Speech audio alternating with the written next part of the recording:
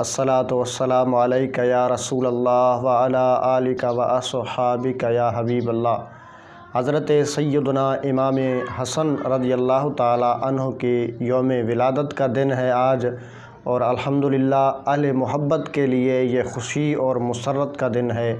आपकी विलादत 15 रमज़ानुल मुबारक को हुई थी। और नबी करीम अलैहिस्सलातु वस्सलाम ने फरमाया, अल हसन वल हुसैन सय्यदा शबाब अहलिल जन्नह, हसन और हुसैन जन्नत के नौजवानों के सरदार हैं। हज़रत इमाम हसन रज़ियल्लाहु ताला अन्हो मेरे मौला कायनात सैयदना इमाम अली रज़ियल्लाहु ताला अन्हो के बड़े साहिबजादे हैं, और हज़रत सैयदा खातून जन्नत के आँखों की ठंडक हैं, और मदीने वाले सरकार सल्लल्लाहु अलैहि व आलिहि वसल्लम के जो हैं वो नवासे हैं। हज़रत सैयदना इमाम हसन रज़ियल्लाहु ताला अन्हो का ज़िक्र वाक़अतन ये बात हमें तस्लीम करनी पड़ेगी कि कम होता है। एक बात तो याद रखें कि हज़रत इमाम हसन रज़ियल्लाहु ताला अन्हो अहले सुन्नत के यहाँ खलीफ़े राशिद हैं, 5वें खलीफ़े राशिद हैं।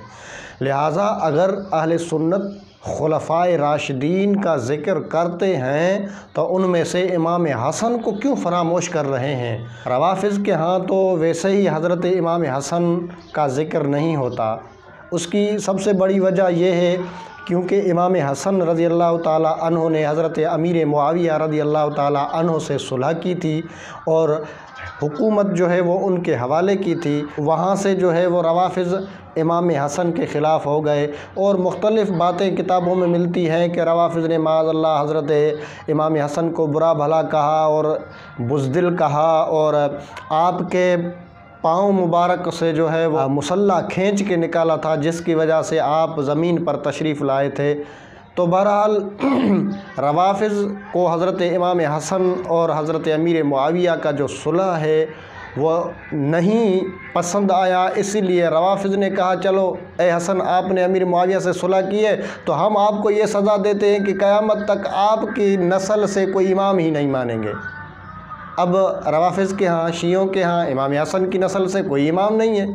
इमाम हसन के बाद इमाम हुसैन, फिर सारे जो भी वो नाम बताते हैं, हालांकि अल्हम्दुलिल्लाह वो हमारे भी इमाम हैं, हमारे भी मुक्तदा और पेशवा हैं, लेकिन उनके यहाँ जो हैं इमाम हुसैन की औलाद को उन्होंने इमाम माना, इमाम हसन की औलाद को इमाम नहीं माना। इसलिए नहीं माना कि अमीर मुआविया से इमाम हसन ने सुलह क्यों की, और फिर इमाम हसन की औलाद का ही इनकार कर दिया। हालांकि जिस तरह हुसैनी सैयद हैं दुनिया में, इसी तरह हसनी सैयद भी हैं, और वो भी मेरे महबूब की आल हैं। और हम तो अल्हम्दुलिल्लाह अहले सुन्नत मुकम्मल ही नहीं होते अपने दावाए मोहब्बत में जब तक हम इमाम हसन और इमाम हुसैन दोनों से मोहब्बत न करें और दोनों की औलाद से मोहब्बत न करें। इसलिए मैं गुजारिश करूँगा तमाम अपने दोस्तों से और खुतबा हज़रात से कि इमाम हसन की ज़िंदगी का हर पहलू बयान करें। ये रवाफ़िज़ की जो है वो साजिश है, और वो कामयाब भी हो रही है कि इमाम हसन का ज़िक्र ज़्यादा न हो। इमाम हसन का ज़िक्र ज़्यादा करें। उनकी जश्न विलादत है, हम उन्हें सलाम पेश करते हैं, और वह हुज़ूर नबी करीम अलैहिस्सलातु वस्सलाम के प्यारे सहाबा में से भी हैं, अहले बैत में से भी हैं। और ये हज़रत इमाम हसन रज़ियल्लाहु ताला अन्हो बड़े शान वाले हैं। अल्लाह तबारक व ताला हमें उनकी मोहब्बत में जीना नसीब फ़रमाए, और इनकी मोहब्बत में ही मौत शहादत नसीब फ़रमाए। बड़ी शान वाले हैं, बड़े मकाम और मर्तबे वाले हैं। इनके मनाकिब में क्या बयान कर सकता हूँ, जिनके मनाकिब अल्लाह के रसूल सल्लल्लाहु अलैहि वसल्लम ने बयान फरमाए हैं, जिनकी शान महबूब करीम अलैहिस्सलातु वस्सलाम ने ख़ुद बयान फरमाई है। सो आला हज़रत रहमतुल्लाहि ताला अलैहि ने फरमाया है ना कि तेरी नस्ल पाक में है बच्चा बच्चा नूर का, या रसूलल्लाह तू है ऐने नूर तेरा सब घराना नूर का। सो अल्हम्दुलिल्लाह हसन भी नूर, हुसैन भी नूर, और इनकी औलाद क़यामत तक वो भी नूर। ये शियों ने एक शोशा छोड़ा हुआ है कि जी करबला के बाद सिर्फ़ इमाम हुसैन की औलाद जो है बची थी, इमाम हसन का कोई भी फ़र्जंद नहीं था, लिहाजा उसकी औलाद कहाँ से आ गई।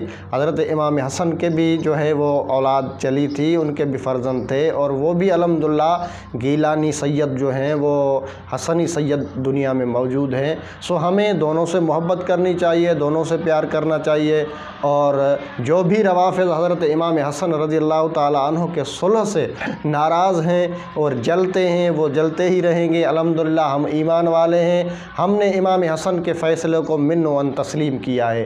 امام حسن جس سے صلح کرے ہماری اس سے صلح ہے، اور جس سے وہ جنگ کریں گے اس یزید سے ہم قیامت تک جنگ کریں گے۔ اللہ تبارک و تعالی امام حسن اور امام حسین کے قدموں میں ہمیں جگہ نصیب فرمائے، اور ان کے قدموں میں ان کی غلامی میں قیامت کے دن اٹھائے۔ یہی ہمارا سرمایہ ہے، اور یہی ہمیں ہمارے مرشد کریم کا پڑھایا ہوا درس ہے۔ اللہ تبارک و تعالی ہمیں اور آپ کو محبت اہل بیت نصیب فرمائے۔ وآخر دعوانا ان